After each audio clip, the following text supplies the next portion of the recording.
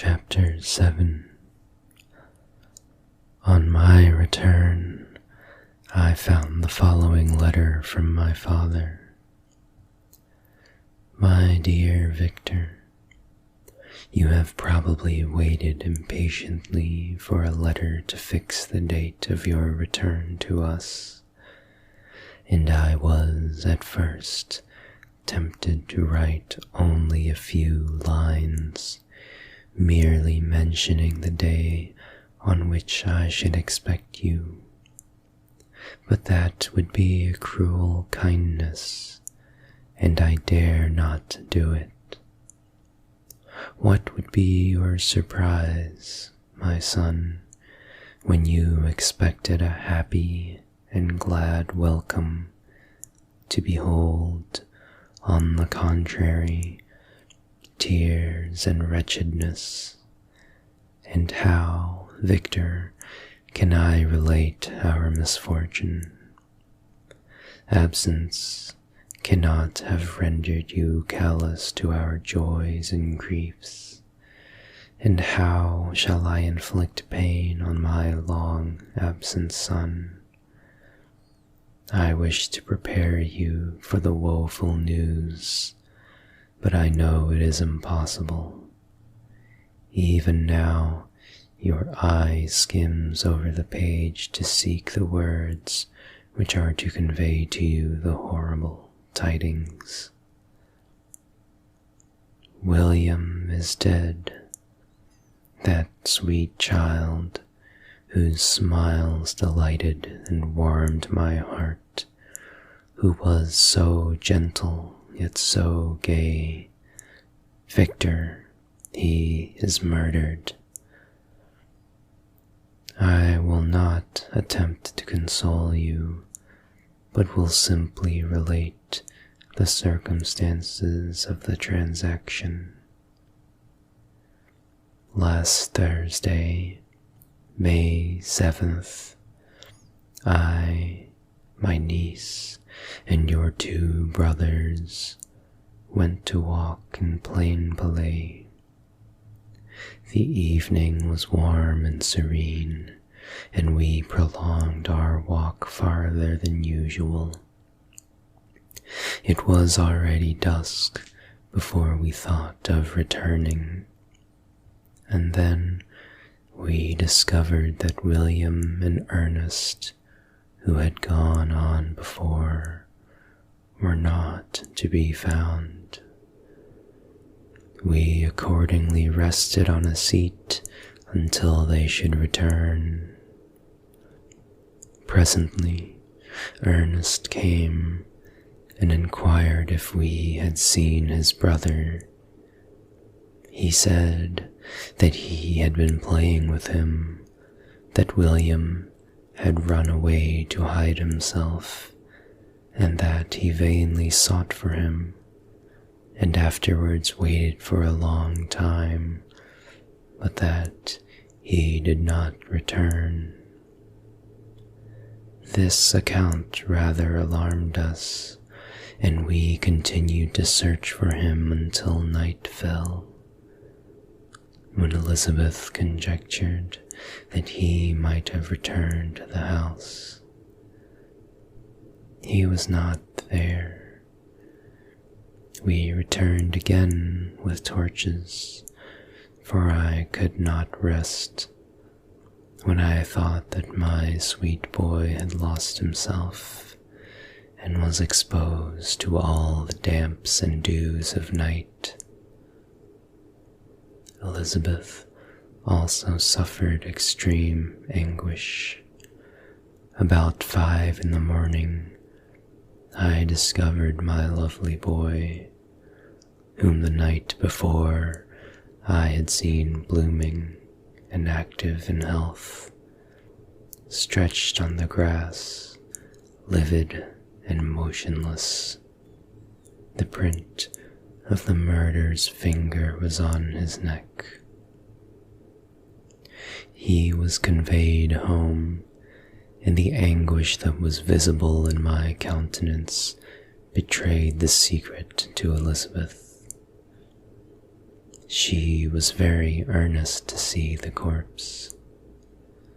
At first, I attempted to prevent her, but she persisted, and entering the room where it lay, hastily examined the neck of the victim, and clasping her hands exclaimed, "Oh God, I have murdered my darling child."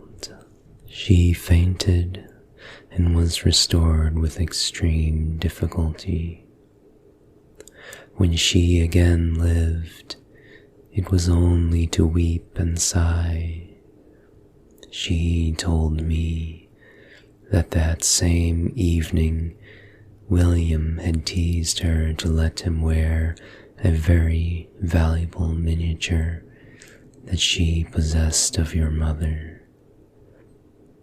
This picture is gone, and was doubtless the temptation which urged the murderer to the deed.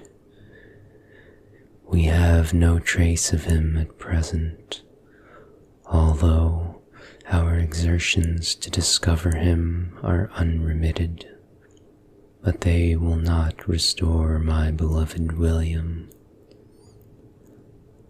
Come, dearest Victor, you alone can console Elizabeth. She weeps continually and accuses herself unjustly as the cause of his death. Her words pierce my heart. We are all unhappy, but will not that be an additional motive for you, my son, to return and be our comforter, your dear mother? Alas, Victor, I now say, thank God she did not live to witness the cruel, miserable death of her youngest darling. Come, Victor, not brooding thoughts of vengeance against the assassin, but with feelings of peace and gentleness that will heal instead of festering the wounds of our minds. Enter the house of mourning, my friend, but with kindness and affection for those who love you, and not with hatred for your enemies. Your affectionate and afflicted father, Alphonse Frankenstein. Geneva, May 12th, 17. Clerval, who had watched my countenance as I read this letter, was surprised to observe the despair that succeeded the joy at first expressed on receiving news from my friends. I threw the letter on the table and covered my face with my hands. "My dear Frankenstein," exclaimed Henry, when he perceived me weep with bitterness, "are you always to be unhappy? My dear friend, what has happened?" I motioned him to take up the letter, while I walked up and down the room in the extremest agitation. Tears also gushed from the eyes of Clerval as he read the account of my misfortune. "I can offer you no consolation, my friend," said he. "Your disaster is irreparable. What do you intend to do?" "To go instantly to Geneva. Come with me, Henry, to order the horses." During our walk, Clerval endeavored to say a few words of consolation. He could only express his heartfelt sympathy. "Poor William," said he, "dear lovely child, he now sleeps with his angel mother. Who that had seen him bright and joyous in his young beauty, but must weep over his untimely loss. To die so miserably, to feel the murderer's grasp. How much more a murdered that could destroy radiant innocence. Poor little fellow, only one consolation have we. His friends mourn and weep, but he is at rest. The pang is over. His sufferings are at an end forever. A sod covers his gentle form, and he knows no pain. He can no longer be a subject for pity. We must reserve that for his miserable survivors." Clerval spoke thus as we hurried through the streets.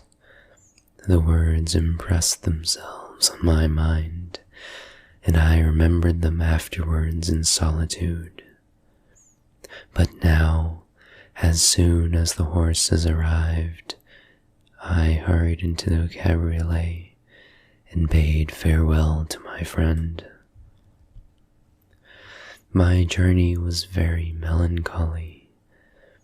At first, I wished to hurry on, for I longed to console and sympathize with my loved and sorrowing friends. But when I drew near my native town, I slackened my progress. I could hardly sustain the multitude of feelings that crowded into my mind. I passed through scenes familiar to my youth, but which I had not seen for nearly 6 years. How altered everything might be during that time. One sudden and desolating change had taken place, but 1,000 little circumstances might have by degrees worked other alterations, which, although they were done more tranquilly, might not be the less decisive. Fear overcame me. I dared no advance, dreading 1,000 nameless evils that made me tremble, although I was unable to define them. I remained 2 days at Lausanne in this painful state of mind. I contemplated the lake. The waters were placid. All around was calm, and the snowy mountains, the palaces of nature, were not changed. By degrees, the calm and heavenly scene restored me, and I continued my journey towards Geneva. The road ran by the side of the lake, which became narrower as I approached my native town. I discovered more distinctly the black sides of Jura and the bright summit of Mont Blanc. I wept like a child. Dear mountains, my own beautiful lake, how do you welcome your wanderer? Your summits are clear, the sky and lake are blue and placid. Is this to prognosticate peace, or to mock at my unhappiness?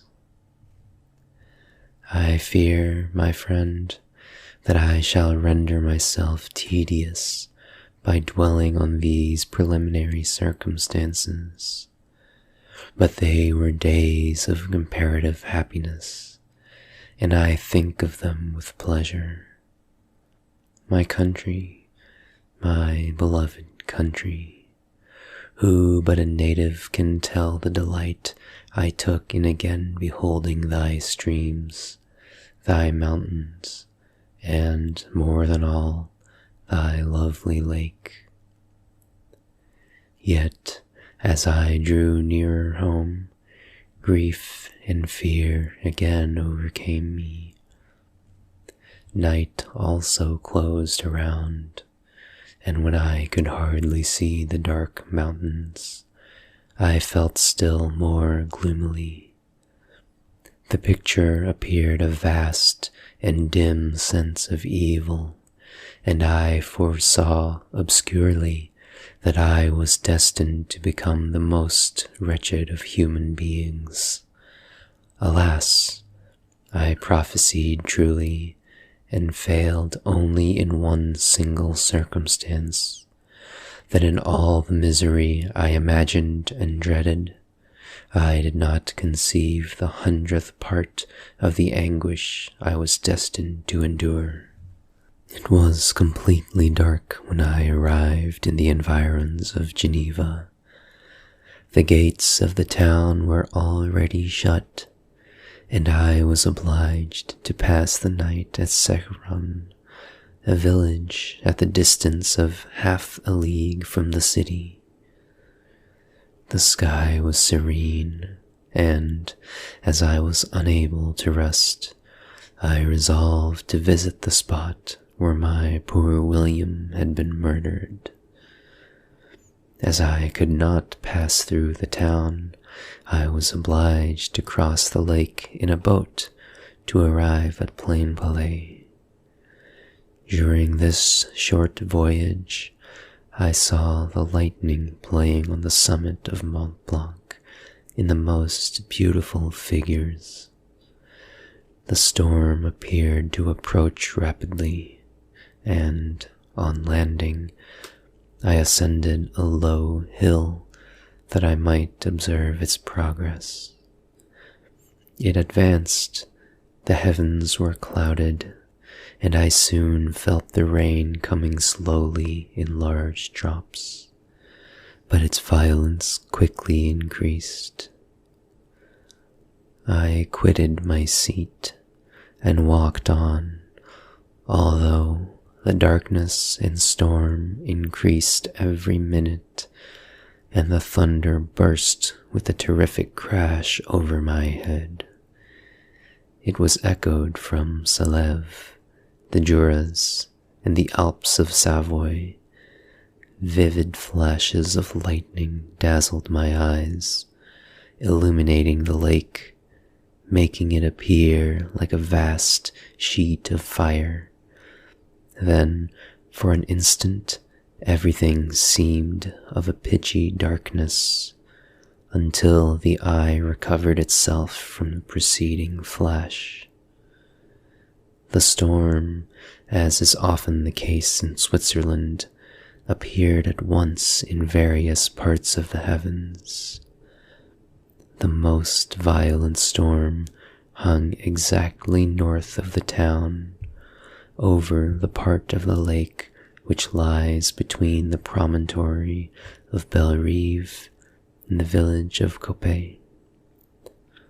Another storm enlightened Jura with faint flashes, and another darkened and sometimes disclosed the mole, a peaked mountain to the east of the lake. While I watched the tempest, so beautiful yet terrific, I wandered on with a hasty step. This noble war in the sky elevated my spirits. I clasped my hands and exclaimed aloud, "William, dear angel, this is thy funeral, this thy dirge." As I said these words, I perceived in the gloom a figure which stole from behind a clump of trees near me. I stood fixed, gazing intently. I could not be mistaken. A flash of lightning illuminated the object and discovered its shape plainly to me, its gigantic stature, and the deformity of its aspect more hideous than belongs to humanity, instantly informed me that it was the wretch, the filthy demon to whom I had given life. What did he there? Could he be, I shuddered at the conception, the murderer of my brother? No sooner did that idea cross my imagination than I became convinced of its truth. My teeth chattered, and I was forced to lean against a tree for support. The figure passed me quickly, and I lost it in the gloom. Nothing in human shape could have destroyed the fair child. He was the murderer. I could not doubt it. The mere presence of the idea was an irresistible proof of the fact. I thought of pursuing the devil, but it would have been in vain, for another flash discovered him to me hanging among the rocks of the nearly perpendicular ascent of Mont Saleve, a hill that bounds Plain Palais on the south. He soon reached the summit and disappeared. I remained motionless. The thunder ceased, but the rain still continued, and the scene was enveloped in an impenetrable darkness. I revolved in my mind the events which I had until now sought to forget. The whole train of my progress toward the creation, the appearance of the works in my own hands at my bedside, its departure. 2 years had now nearly elapsed since the night on which he first received life, and this was his first crime. Alas, I had turned loose into the world a depraved wretch, whose delight was in carnage and misery. Had he not murdered my brother? No one can conceive the anguish I suffered during the remainder of the night, which I spent cold and wet in the open air. But I did not feel the inconvenience of the weather. My imagination was busy in scenes of evil and despair.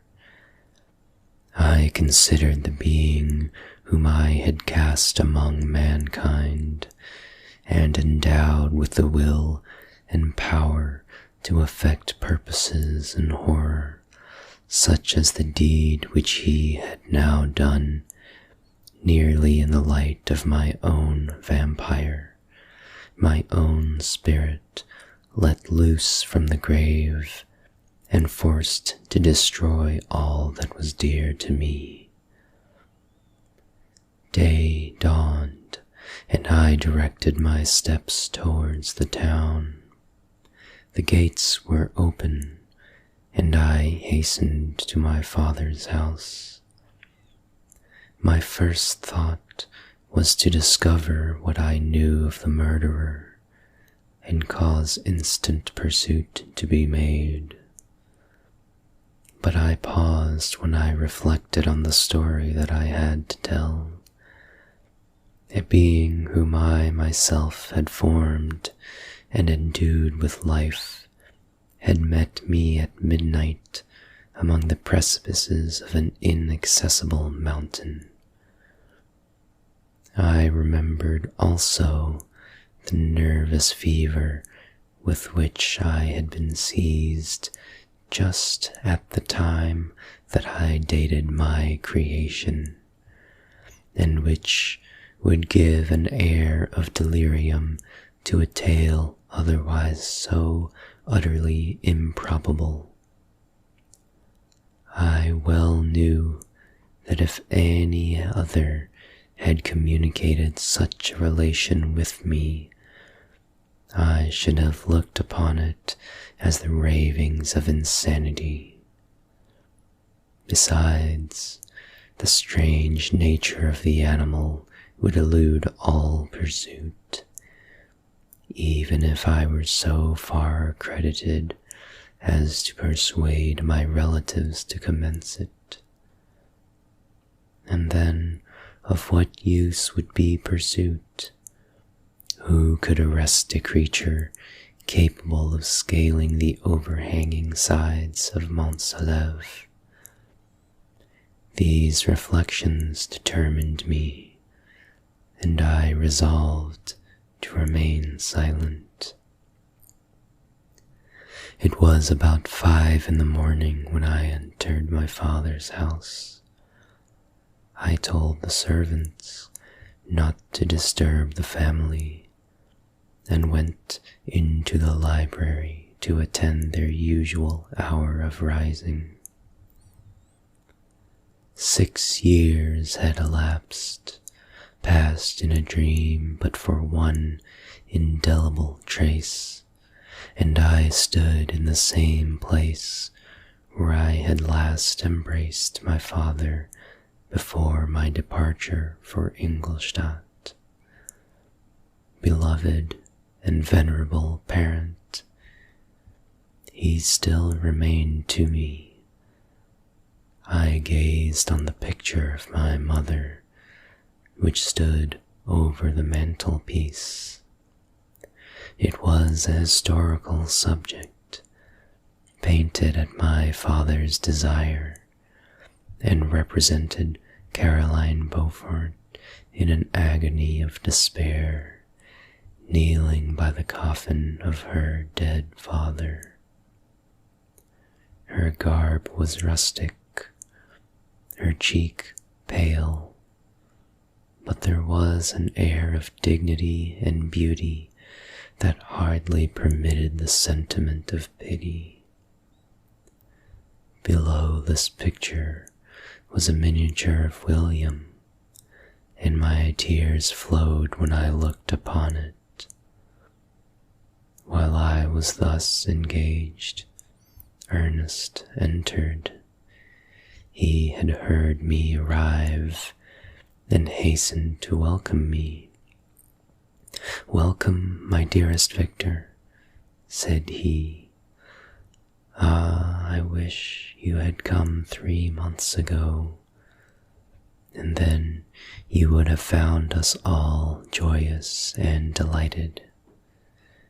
You come to us now to share misery which nothing can alleviate.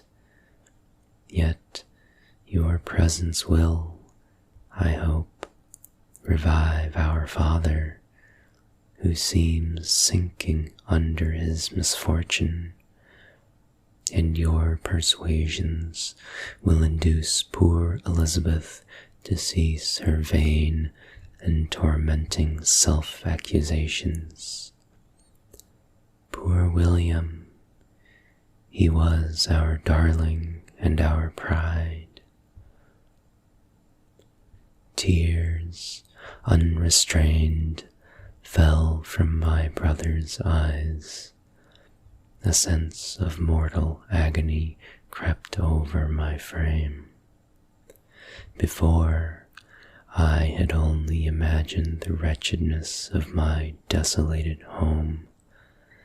The reality came on me as a new and a not less terrible disaster. I tried to calm Ernest. I inquired more minutely concerning my father, and here I named my cousin. "She, most of all," said Ernest, "requires consolation.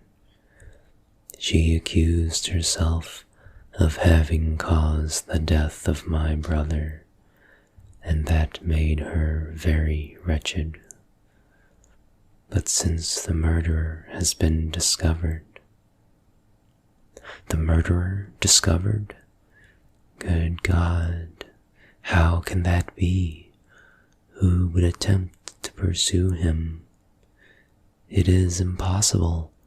One might as well try to overtake the winds, or confine a mountain stream with a straw. I saw him too. He was free last night. I do not know what you mean, replied my brother, in accents of wonder. But to us, the discovery we have made completes our misery.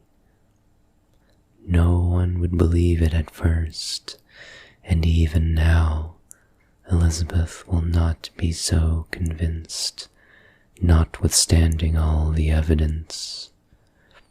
Indeed, who would credit that Justine Moritz, who is so amiable and fond of all the family, could suddenly become so capable of so frightful, so appalling a crime? Justine Moritz, poor girl, is she the accused? But it is wrongfully. Everyone knows that. No one believes it, surely, Ernest? No one did at first, but several circumstances came out that have almost forced conviction upon us, and her own behavior has been so confused as to add to the evidence of facts a weight that, I fear, leaves no hope for doubt. But she will be tried today, and you will then hear all. He then related that, on the morning on which the murder of poor William had been discovered, Justine had been taken ill and confined to her bed for several days. During this interval, one of the servants, happening to examine the apparel she had worn on the night of the murder, had discovered in her pocket the picture of my mother, which had been judged to be the temptation of the murderer. The servant instantly showed it to one of the others, who, without saying a word to any of the family, went to a magistrate, and, upon their deposition, Justine was apprehended. On being charged with the fact, the poor girl confirmed the suspicion in a great measure by her extreme confusion of manner.